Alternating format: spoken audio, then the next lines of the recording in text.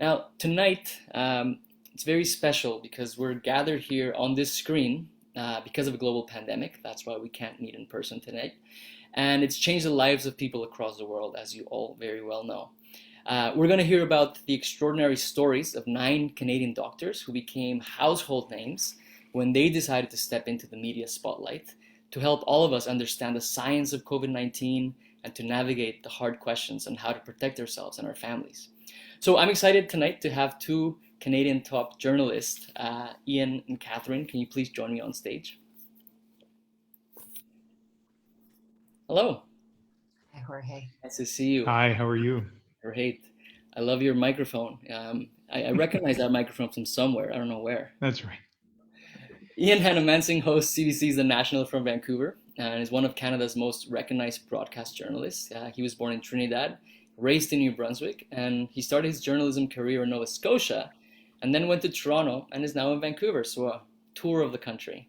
He has hosted a wide range of programs, and his reporting won the Canadian Journalism Award in 2014, a Canadian Screen Award in 2015, and a 2016 Canadian Screen Award for Best National News Anchor. Wonderful to have you here.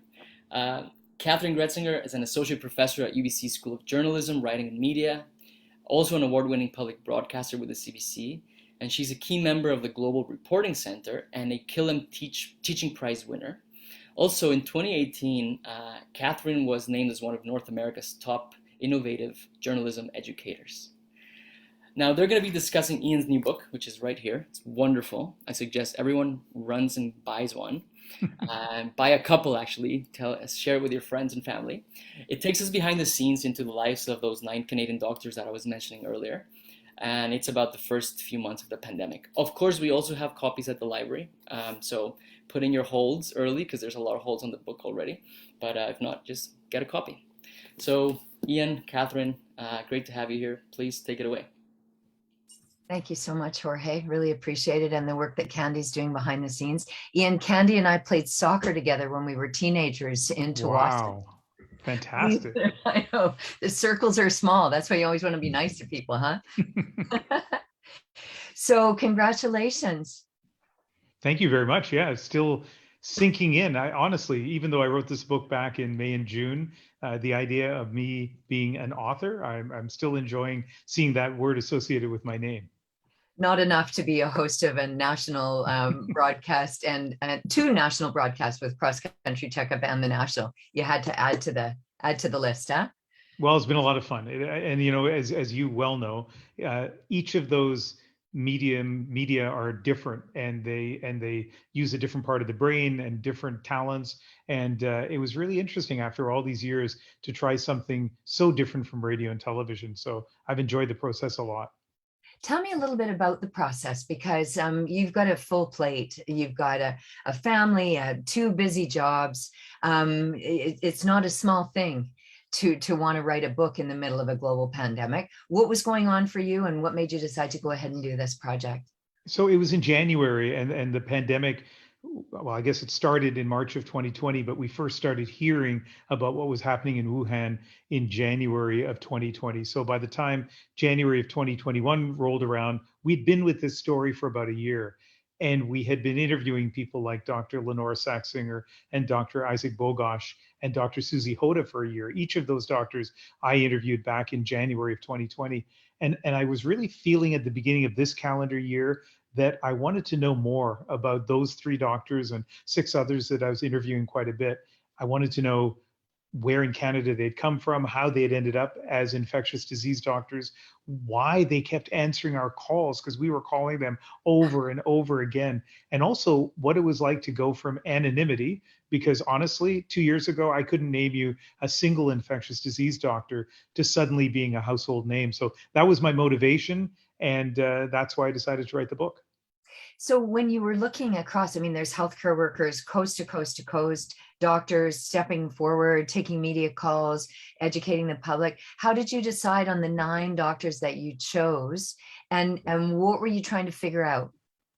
I think there are two things. First of all, certainly of infectious disease doctors, these 9 were the ones that I interviewed by far the most on both Cross Country Checkup and on the national. And it wasn't my choice. I mean, I'm part of a team for both of those programs, but really it was other people who found them and who cultivated the relationship. But I ended up being the recipient of that and interviewed the 9 of them. So when it came to infectious disease doctors, they were the obvious 9.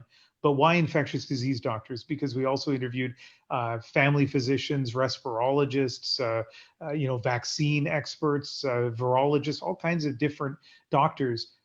I was fascinated by infectious disease doctors in particular because I found, first of all, obviously, this was right in their wheelhouse. This was their area of expertise, but also they seemed to have a real sense of both the science and art of infectious diseases. And by that, I mean, they were up on the latest evidence, the studies, which were changing from time to time. You'll remember in the early days of the pandemic, we were really worried about getting COVID from surfaces.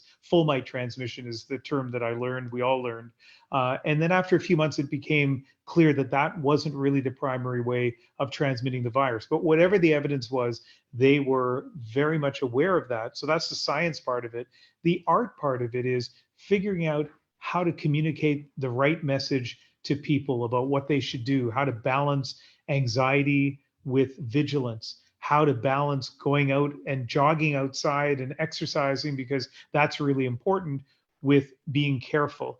And I really discovered that infectious disease doctors had a real knack for that balance between science and art. So a long-winded answer to your question, but I would say it was 2 things. First of all, I was fascinated by that particular group of doctors, that specialty. And once I decided that, these 9 were an easy choice because they were the ones by far that I had talked to the most.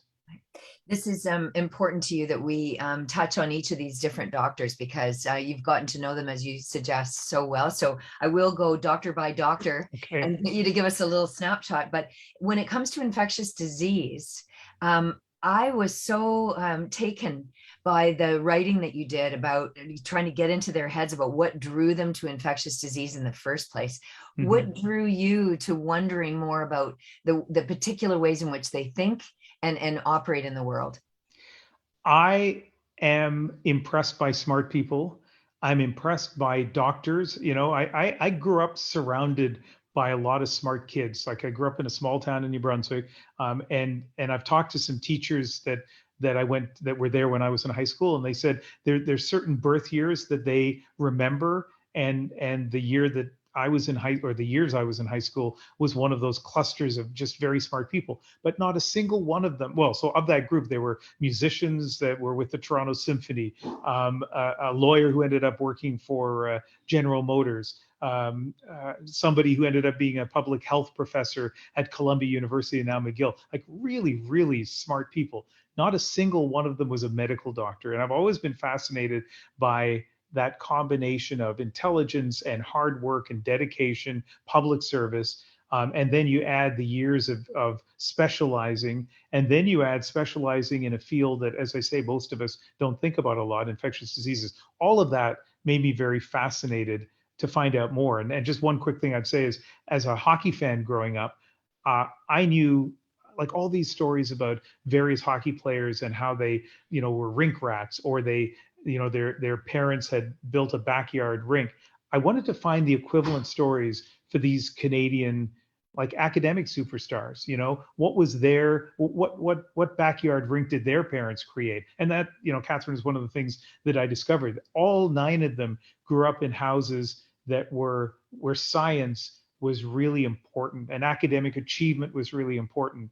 And so I was just fascinated to find out more about the background of these 9. Right. We're going to talk about them now, one by one, but I do want to point out, you're not going to get rich from this book. Everything's going to the Faculty of Medicine at the University of British Columbia. Why?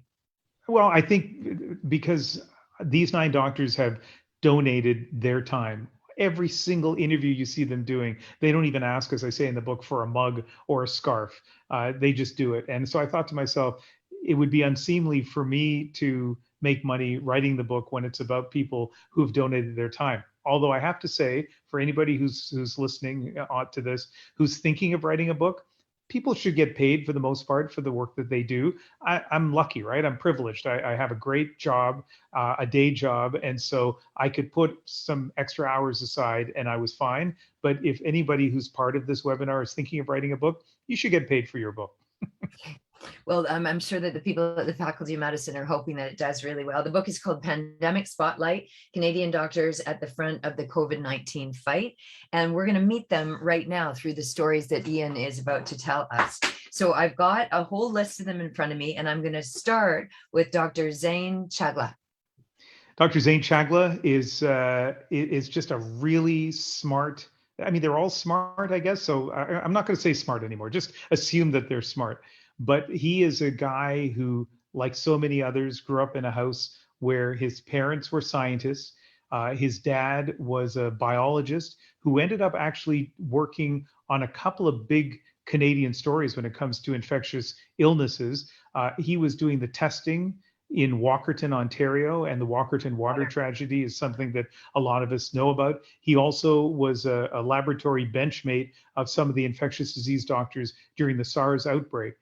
And 𝗂𝗓 𝗚𝗏𝘂's mom is probably even more impressive than his dad, although his dad is pretty impressive. His mom was a stay-at-home mother raising 𝗂𝗓 and 𝗂𝗓's brother. And then when 𗗂𝗓 graduated from high school, she decided to go back to university and eventually became a registered nurse. And they each sort of entered their professional careers at about the same time. Imagine that. Imagine raising two kids and then taking on the high pressure, high stakes job of being a nurse. And he says very much that he's been really inspired by both of them. And �𝗓 𝗚𝗏𝘂, when you see him on TV, wears a little pin on his lapel. And I kind of didn't, I just thought, you know, I'm not sure what it was. I didn't pay a lot of attention. Then one day when we were playing back the tape of the interview, I stood up in the studio. I wasn't on camera, walked over to the monitor and saw that it was a Toronto Raptors pin. So he's probably the only medical expert during the pandemic to like literally wear his fandom, not on his sleeve, but at least on his lapel. And yeah, huge basketball fan and infectious disease specialist. Right. All of them have these funny little personality quirks that you're going to be hearing about over the next little while as I ask Ian to go through these doctors. Dr. Fatima Kakar. Dr. Fatima Kakar is from Montreal. She's a pediatric infectious disease specialist, and she grew up in a house where her dad was a diplomat. Her parents were from Afghanistan. They came to Canada for schooling, and then the Soviets invaded Afghanistan, so they stayed in Montreal. She grew up, she said, in three worlds. At home, it was an Afghan home. At school, she was with Anglo kids. And in her neighborhood, it was a Francophone neighborhood. And then when she went to school, she lived in two worlds. She got her undergrad degree in arts because she thought she might be a diplomat or she might be a lawyer. And it's really hard to go from an arts background into medical school. In fact, she had to do a couple of extra courses after she was accepted into medical school in the summer before she got in. But she's very much a woman who lives in different worlds. And one of the things I loved about interviewing her was getting a taste of what it's been like for her to deal with both the French language and the English language media in Quebec. And she saw some very distinct differences in the way they approached the pandemic story. So, you know, these doctors are spread out across the country. And even though they have the same specialties, their perspectives on the country are, you know, affected by where in Canada they are. Did any of them push back when you called and said, I want to include you in this book? Did any of them say, I've had enough media attention, no thanks, Ian? Yeah, no. I mean, they didn't push back in any way. They didn't push back in terms of being a little leery of the media or no, it was fantastic. I sent the emails out. So I had the idea, like I said, back in January, and then I had kind of three hurdles I had to deal with. First of all, is getting permission from CBC. Took a long time, but they gave me permission. Then I had to find a publisher. I mean, I don't know anything about publishing.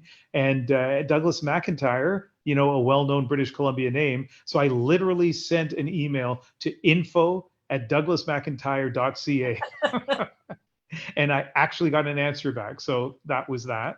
And then the third thing was sending emails to these 9 doctors. And I said, look, This is not, and I think the subject line was not a CBC project. And then I said in the note, I mean, absolutely say no if you want, but I'd love to have 2 45-minute phone calls with each of you. And within 24 hours, I kept watching my inbox nervously, ding, ding, ding, ding, ding. They all were there. No conditions, no questions. They all, and you know what? I would say maybe not all 9 used this word, but some did, and it was definitely reflected in all of them. They were grateful, and I remember some of them said they were grateful to be included. And since the book was released, I've seen some of them tweeting out, because some of them know each other, but some of them have never met, and all of a sudden, I mean, I feel like they've been part of the same community, but now they're together in the book, and they seem to really enjoy that. Right. I hope you allow yourself a moment to kind of go, huh? Because they said yes to you. Yeah, I mean, I don't know. I don't know if I do feel a connection to them. So hopefully they feel a connection to me as well. Okay, that's as far as you're going to give me, huh? Okay, 𝗚𝗏𝗪𝗏𝘃. This dude has been everywhere. Everywhere. Listen, I say this in the book, but I remember one day in particular on the Sunday while I was doing cross-country checkup, I looked up and there he was on News Network and CTV News Channel. We have this bank of monitors in the Vancouver newsroom. And then on Monday morning, I went to the gym, walked into the gym, and they had Global TV on there. And he is on the screen on Global Vancouver. I walked back home and I was listening to a podcast as I was walking, and then there was an advertisement for 𝗞PETER 𝗏𝘁𝗔𝘃's podcast, and 𝗚𝗏𝗏𝗃 was like, he is everywhere. And even some of the other doctors marvel at his ability to do that. But that's just the tip of the iceberg. He's such a great communicator. Really, I did a lot of debating when I was in high school and university, and I see a lot of traits of good debaters in Dr. 𝗏𝗏𝗏𝘃. Like you hear him, he'll lay things down. He'll say, there's this point and this point and this point. Just a fantastic communicator. And in terms of background, you'll relate to this, Catherine. Like your son, it was an elite hockey player growing up. So too was Isaac.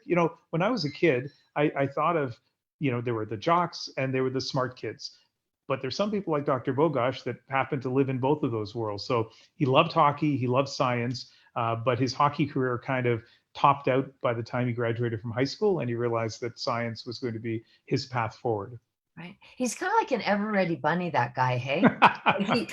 He's kind of bouncing around with big ideas, and you're right about the communicating. He's got an ability to distill complicated subjects and make them relatable. And fearless. I mean, the thing is that we would ask him at any point in the pandemic and continue to, what about this? Are you sure you want to talk? Oh yeah, no problem. Like he has this, go ahead and do it. That's, and I remember when he answered the email about doing the book, and I'd mentioned that the proceeds were going to go to UBC Medical School. He goes, I don't care. You can make the money, whatever you want to do, it's fine. And that's Isaac. Okay. Dr. Alexander Wong. So Dr. Wong is one of the last 2 infectious disease doctors that I met, quote unquote, virtually on television. Dr. 𝗏𝗏𝗏𝗏 was the other. And it was in January, I guess it was probably late last year, where I really started to connect with them. And he's based in Regina. And as we were talking, he was sort of not saying directly, but I could tell indirectly that over the years, he had to kind of come to grips with his intensity. And he talked about banging his fist against a table in trying to get governments to pay more attention to some of the things he was working on, HIV/AIDS, for example.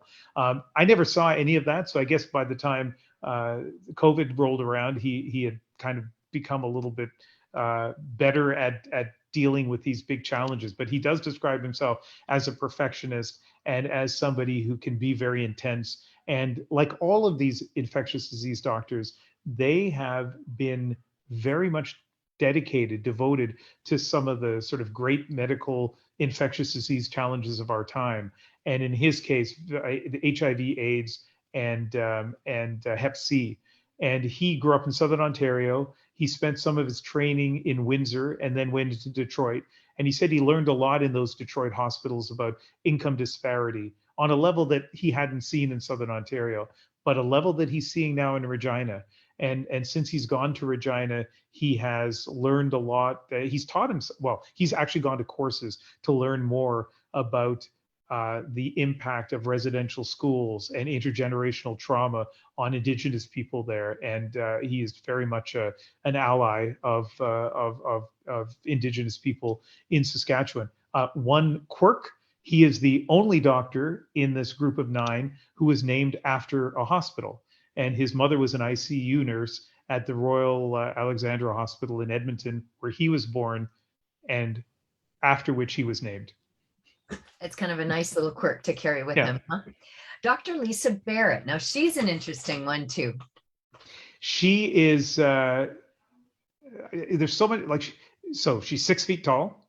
She is, she has this huge, wild painting behind her. She has this rich, deep voice. So she really cuts an impressive figure on television, and that painting in particular, anyone who's seen it will remember it.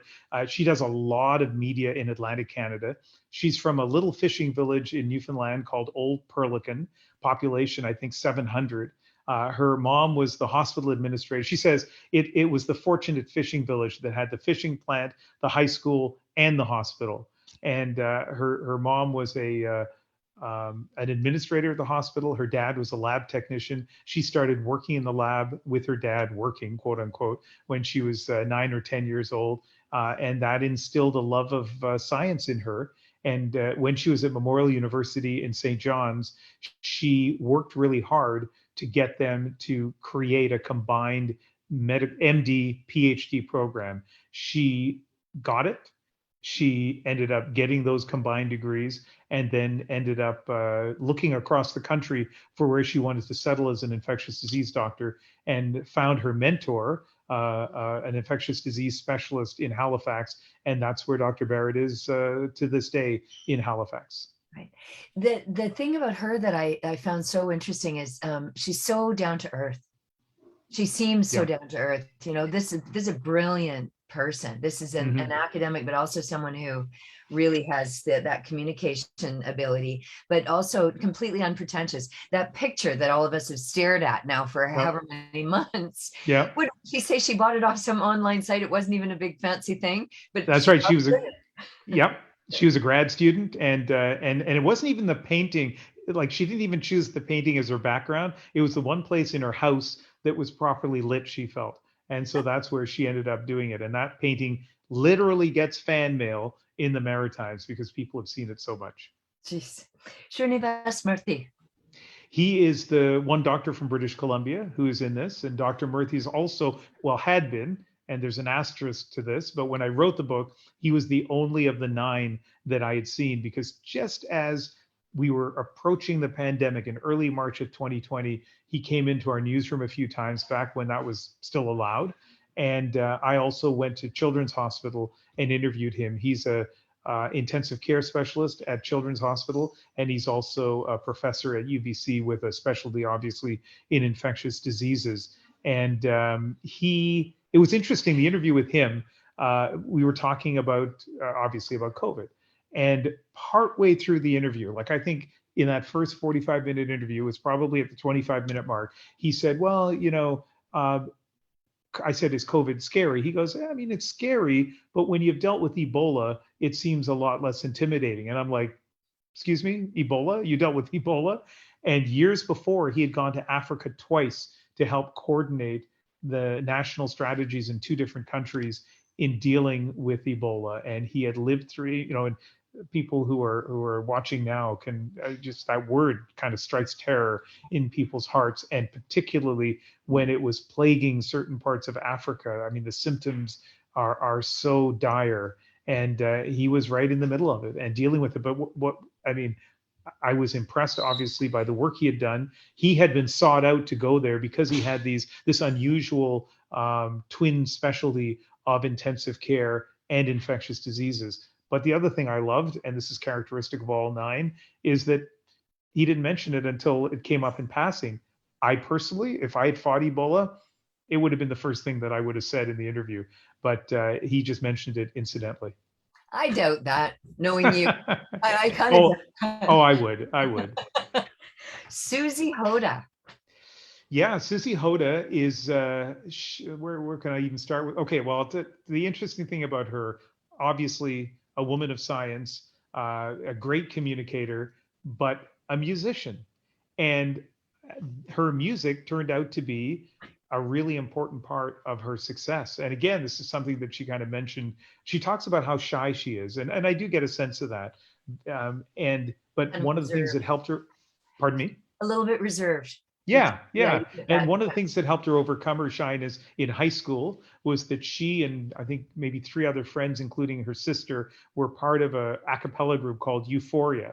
And they went from county fair to county fair in Southern Ontario and sang, which if you get to know Dr. Hoda a little bit, it's impressive that that's what helped her overcome her shyness. But the other thing is when she went to medical school at U of T, she was feeling that she kind of out of her element, not academically, but socially.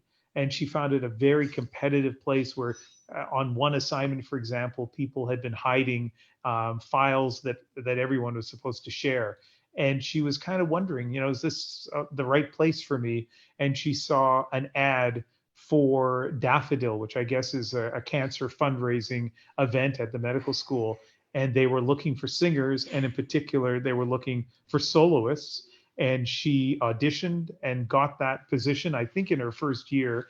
And she loved being on stage, which, I mean, I don't know, Catherine, about you, but I can really relate to that because I do enjoy being, I mean, even here, I'm enjoying it, but certainly on television and radio. But I remember when Gloria Makarenko and I used to co-anchor and we'd go to events, she would work the room because she's fantastic. Yeah. And I would kind of stand up against the wall. And I guess 𝗚𝘗𝘂 𝗚𝘗𝘁 is a little bit like that. You take her away from, being forced to be in front of a microphone or on the stage singing where she's not forced to do it. She wants to do it. Take her away from that. And I get the sense that she's very quiet, but music really helped her in terms of overcoming her shyness and also in terms of being social with people. And I thought that was a really interesting quirk. It is. She wasn't alone. There was the doctor with the 2 guitars up on the wall, kind of framing Yes, the backdrop. 𝗚𝗏𝘗𝘓 𝗏𝘓𝘃𝗏𝘃𝗏, he said that he wanted to be a doctor from the time he was 5 years old. And I said, oh yeah, I mean, lots of people say that. And he said, no, Ian, like I wanted to be a doctor. And he said in his junior high school yearbook, he also mentioned that he wanted to be a doctor. He had a kidney problem when he was a teenager, which is no longer a problem, but that kind of cemented for him this desire to be a doctor. But his musical hero is the guitarist 𝗏, which I didn't see coming. From Guns N' Roses. I know, and those 2 guitars each have a deep meaning to him. One is, well, they're 2 cases basically, but one is contains apparently, I know nothing about guitars, exactly the same guitar, I guess, that 𝗏 uses, the same make. And the other one is an acoustic guitar, if I remember correctly, that his wife gave him on his 40th birthday. And so, I mean, it's kind of, and I say this with affection, quirky/nerdy, right? That we don't even see the guitars. All we see are these 2 cases. And I all along thought, Dr. 𝗏𝘶𝗏𝘏𝘏𝘃 is obviously doing these interviews in his rec room or den or basement room and happens to have a couple of cases behind him, not realizing that no. Those were carefully chosen and they're a reflection of a part of his personality. Yeah, kind of love that. Love that. Okay, Dr. Lenora Saxinger, who is somebody that I know that you've spoken to a lot over the last several months, and somebody who really has carved out a particular kind of a path in this. Yeah, I mean, not to choose among children, but I would say she's one of my favorite interviews, and I have interviewed her a lot, and she has this really complex personality because, again, obviously a person of science and a person who's chosen to step forward and do these interviews. So there's that. But at the same time, there is a very appealing sense of self-doubt that she has, like in the best possible way. And so for the first, I would say 5 or 6 months when I interviewed her, we would finish the interview. Most of the interviews on the National with these doctors are taped ahead of time. at usually at around 4 o'clock Pacific time, 7 o'clock Eastern, 2 hours before the newscast, just because we can, and it's just something we do. And so the interview would end if she was the person I interviewed or one of the people, and I would be able to see them on screen after the interview was over. And she always looked unhappy. And I always felt badly, like it really made me feel bad, because I thought it was a reflection of, at the very least, how she felt, and maybe of how she perceived I had treated her in the question. So I used to always ask her, Dr. Saxinger, how was that? And she said, it was okay. And again, I thought, I was just racked with this bad feeling.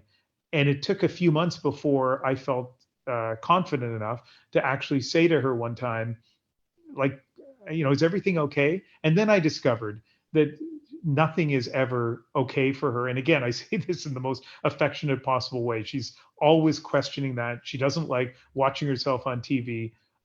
She always has kind of second thoughts about the interview. So one time I interviewed Dr. Bogosh and Dr. Saxinger on basically that 1 year anniversary, not of the beginning of the pandemic, but when we first had started hearing about what was happening in Wuhan. So it was January of this year. And again, I did the interview, what's the last year been like? And again, I sensed she wasn't that happy. And then later that night, I saw her Twitter thread, and it started by saying, was asked on CBC a few questions about the 1 year, never really said what I was really thinking, so here we go. And then there was this long, thoughtful series of tweets that kind of explained her point of view. So that's Dr. Saxinger. She was maybe the first person I interviewed for the book, and she said, call me Lenora. And I couldn't for the longest while. I could just, no, it's Dr. Saxinger to me. Exactly. Only now, well, not now, but it probably took me a couple of months, and now I can kind of occasionally refer to them, never on the air by their first name, but sometimes off the air by their first name. So anyway, so that's the story of Dr. Lenora Saxinger. Right. Well, thank you very much for offering these little windows into personality, because when you and I spoke the other day in anticipation of tonight, you were saying it was very important to you that people got to meet these Canadian doctors. Mm-hmm. Why was that important to you? I think that they have played, listen, I've been a journalist for more than 30 years. I think both of us probably been a journalist for around that amount of time, right? So we've done lots of stories in lots of situations. Like, that whole idea, and I forget what Malcolm Gladwell said, is that 10,000 hours, whatever number of hours it is, I do start seeing patterns in stories, and I think to myself, this reminds me of, 4 other stories I'd done before. There's virtually nothing that the pandemic reminds me of. This story has been so different, and the role of these experts has been unique. It really has been unique. So those 3 things that I said earlier that I set out to do, to find out the answers to, it's what makes this group so unique. That their backgrounds are extraordinary. Well, I guess that does make them unique, because there are lots of specialist doctors across the country who have the backgrounds that are unique. So it's the next 2 things. The fact that they stepped forward at a time when they had the same anxieties and doubts that the rest of us did. In those early days of the pandemic, Dr. Alex Wong talking about getting up in the middle of the night and going out to his car and scrubbing down the steering wheel because he was worried that he might be bringing the virus into his home. Dr. 𝗚𝗏 𝘂𝗶𝗴𝗏 saying, he said to me, he goes, Ian, I don't mind telling you that in the early days, I thought I was going to die. And I told my wife I was going to die. Think about that for a sec. So in the middle of March of 2020, here is an infectious disease specialist who is worried that he is going to die from this virus. And so they were so honest and open about what they were facing. And yet at the same time, as I say, they kept answering our calls. So that part made them unique. And the second thing I felt that made them unique is the way they were able to communicate their message. There wasn't a single time when I had to say to them, or felt that I had to say to them, can you make that a little simpler? Or do you mind if maybe, we can be less technical? They got it. That's the world they live in. They're explaining these things all the time to patients, and they've been explaining those things to us. Some cynics might look at this and think, oh, this is an exercise in ego, but you kind of make the point in the book that this is an exercise in public service. Yeah, and listen, I'm not being a Pollyanna about that. I'm not sugarcoating it. Ego can be a really good thing, and ego can propel people to take on a role that they might not otherwise take on. And I think that's important sometimes. But here's the thing, like I haven't seen that in any of these 9 people at any time. And they never tried to leverage their positions to say, hey, you know what, today or tomorrow, I want to talk about what I want to talk about. They never did that to us. They never tried to say, listen, there's this project I'm working on. Can you mention it when you introduce me? It was always about just answering our calls and answering our questions. And they did feel this sense of public service. And listen, I mean, that would be a nice touch just to say that if it wasn't true. I'm telling you, it was true. Their lack of ego is it's heartwarming, but it's also, I think, maybe a little unusual. There's kind of an edge to it too, because not only they're doing their jobs and then they're communicating what's going on with their jobs, but then they're also in the sea of social media and the meanness in the world right now. So they're taking slings and arrows from every which direction, and they seem to just sort of muscle through. What kept them going forward and not just saying, okay, hands up, I'm done, I did the first round, somebody else can step forward and carry the mantle? Yeah, I guess 3 things I'd say about that. First of all, occasionally they would step back. Dr. 𝗚𝗂 𝗏𝗏 stepped back from Twitter, very much so. Her main thing, though, was criticism from some fellow doctors, not infectious disease doctors, but some other doctors. Dr. Lenore Saxinger has occasionally stepped back, although usually only for a short period of time. Dr. 𝗚𝗏 𝗛𝘵 here in Vancouver has stepped back, although in his case it was more about the volume of communication got to be too much, and he had other things that he needed to focus his attention to. But look at Dr. Isaac Bogosh. He's got something like 140,000 followers on Twitter. And so every time he sends a tweet out, I mean, it lands with a loud, you know, like it has an impact, right? That's a lot of people. A lot of people then retweet it and like it. And he takes it, like, his level of diligence on his tweets is interesting. It's almost like if you were to create a code of ethics for doctors tweeting, you could follow his lead. If you look at his stuff, yes, occasionally there is the whimsical tweet about Canadian paintings, that Twitter site he loves. Occasionally something he talks maybe about hockey or chicken wings. He has a thing about chicken wings, but 98% of his tweets are serious academic tweets or retweets about studies that he reads. He gets up every morning and goes through some précis of medical journals. And when he sees something that he thinks is important and should be amplified, he sends it out. Some of my best briefings on infectious diseases, you know, I would say the most important thing is following Dr. Bonnie Henry's public briefings. But I would say the other thing is watching Dr. Bogosh's Twitter feed, because if it's important and it involves infectious diseases, or in particular this pandemic, it's there. Wow. And he nerd, like he knows how to drill in there and figure stuff out. So yeah, absolutely. Okay. So I think we'll turn to see whether or not we've got some questions in the Sure. chat here. It's 7:45, so we have another 15, 20 minutes or so with Ian. I just want to acknowledge all of the people that are watching live, and those of you who are looking at the feed on Facebook as well. We welcome you, and we're so glad to have you with us this evening. Rita is writing, thank you so much for honoring these incredible physicians in a real media presentation, not a cheap Facebook page. Thank you for that, Rita. Nice to have that intention that you have, Ian, showing up in our first comment of the evening. If people would like to make a comment in the chat, you're welcome to do that. As Jorge mentioned earlier, you might just want to click on the button that says everyone, as opposed to just having your notes come to host and panelists, but we'll definitely be able to share those with you. If you wanted to ask a question, you can use the Q&A button as well and pose your question there, and then we'll bring it to Ian in the next few minutes that we have together. So thank you so much for being with us. I just want to once again say that the title of the book is called Pandemic Spotlight. Ian Hanomansing's name across the top. So he's not just up in lights and on the radio anymore. He's now on the front of a brand new book published by Douglas and McIntyre here in British Columbia. And it's holding up 9 infectious disease doctors who have been very prominent during this last several months during the pandemic. People are lots of thank yous, Ian. Lots of people saying thank you so much, how interesting this is. And saying that they appreciate you being here. Lee's joining in. Thank you so much. And if anyone wants to ask a question of Ian, you are so welcome to do that. One thing I was curious about as we're waiting for people to chime in, and that is the enough already kind of piece of this, Ian, because you mentioned the thoughtfulness of all of these doctors, and wondering where they had moments of self-doubt and reflection about the role that they were playing in communicating about this pandemic.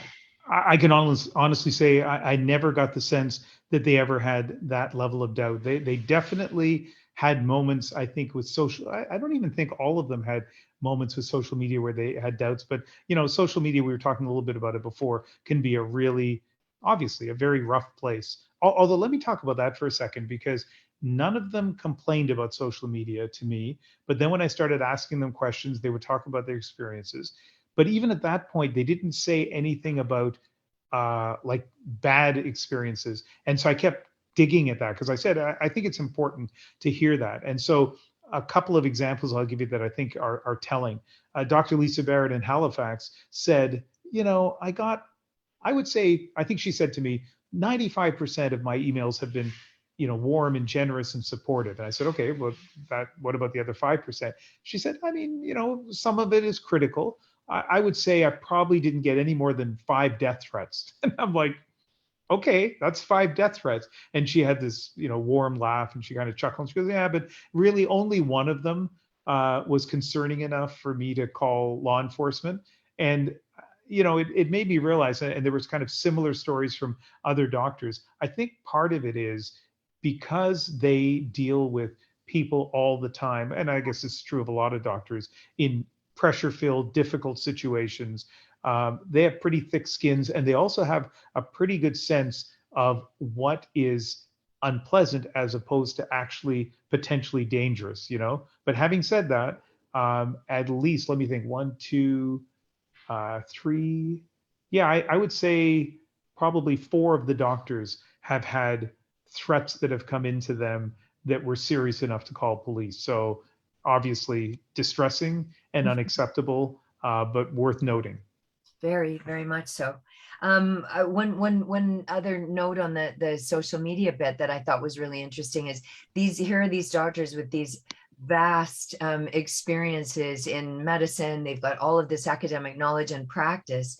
The challenge that they found in communicating in sound bites and trying to be understood in these pithy, small, direct. I think Dr. 𝗚𝘗𝗵𝗴𝗏 was one of the ones who said doing the 90-second thing can be tough, but perhaps more challenging when a reporter or someone on social only uses a short excerpt and it's out of context. That must have driven people crazy.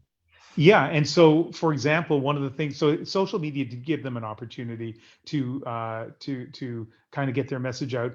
And in the book, I also talk about how many of them used op-ed pages in newspapers. And shout out to newspapers, because even though, of course, these days the print versions have less of an impact than they did before, still, when a doctor writes or anyone else writes a thoughtful op-ed piece in the Vancouver Sun or the Globe and Mail, a lot of people end up seeing that, for better or worse, because I go through the story of Dr. 𝗚𝗏𝗏𝗏 and Dr. 𝗏𝗏𝗏, and a third doctor who's not in the book co-wrote a story about the spread of the virus among the South Asian community.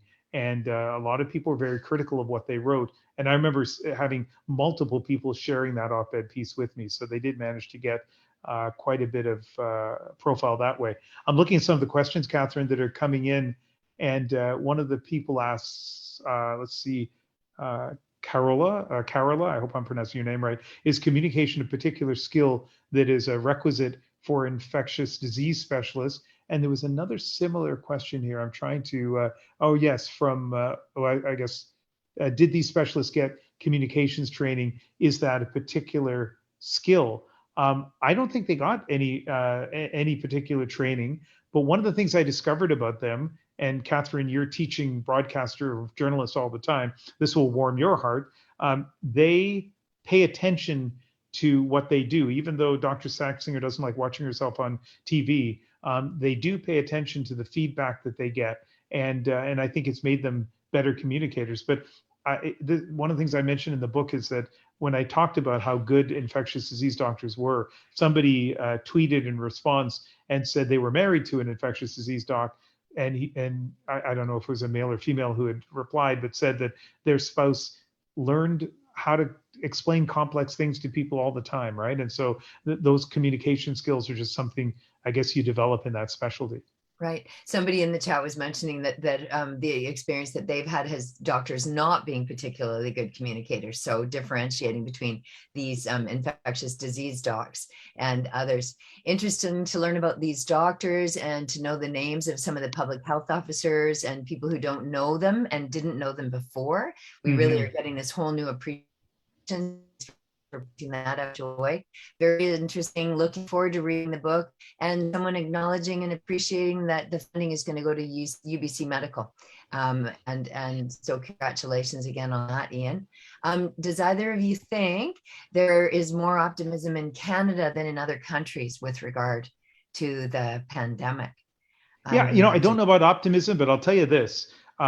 Think about the coverage of the pandemic in the United States and how polarized it is, which shouldn't be too surprising in the United States because so much is polarized there. How much cynicism there is about a lot of experts. And I mean, we have people here in Canada too that are cynical about some of the public health doctors. But I don't think we've had the equivalent in the United States of a group of doctors like these infectious disease docs who have been so prominent. And keep in mind, they are not a CBC phenomenon, right? As you mentioned with Dr. 𝗏𝗏𝘁, but it's true of the others as well. They're everywhere. Dr. 𝗚𝗏 𝗏𝘂 does a lot of interviews with various media in Atlantic Canada, but particularly CTV. She's really, she does a lot of interviews with the anchor in Halifax. So, quite often in Canada, we tend to sort of take our cues from the United States, and somebody will say, well, they're doing this on CNN. I mean, we've done this at CBC. They're doing this at CNN. Maybe we should have our Anderson Cooper doing a program. Well, in this case, there is no Americanizing 𝗏𝗏𝘁. There is no American, 𝗏𝗏𝘁 𝗏𝗏𝘁. And so, in this way, I think we've just been lucky, right? This was a very, I guess the word people use now is kind of organic. It just evolved. Like nobody sat down, neither in a hospital or in a newsroom, and said, this is what we need during the pandemic. It just happened. And I do feel like, and I'm pretty sure that this is what some of the doctors said, when they saw people like Dr. 𝗏𝗏𝘁 and Dr. Hoda early on, because they were two of the doctors who were very prominent early on, I think it inspired Dr. Wong, for example, to take a more active public role, and so on and so on. So yeah, we got this is there have been some silver linings to the cloud of the pandemic, and I think the role of these doctors has been part of it. And Catherine, as you know, in the book, I mentioned, like, I wonder what, like, sort of unintended good consequences will come of this. Just seeing really smart scientists help us through a crisis day in, day out. When I see 𝗚్ฤś 𝗛𝗏𝘁, for example, and other, like, I don't know if you've covered astronauts at all, Catherine. They are amazing. Yeah. Like you look at their resumes, and there'll be people who were, engineers, and they were medical doctors too, and they were, pilots, and just all these things. And now, and so I think we've benefited from the role that Canadian astronauts have had in coverage. But of course, it hasn't been anything like the intense profile of infectious disease docs for the last 19 months or so. So I hope we're going to find out in another 10 years or so that there's some kids in junior high or high school who saw some of these people and said, you know what, I'd like to do that. Right. One of the points that you make at the end of the book is what's going to happen at the end of all this, when the phone calls aren't coming and they're not running in to do something for the National on a Zoom call, or and the relief that some people might feel. What are your thoughts about how they're going to handle not being in the spotlight after having given up so much of their personal time and their professional selves? How are they going to handle it? I think matter-of-factly.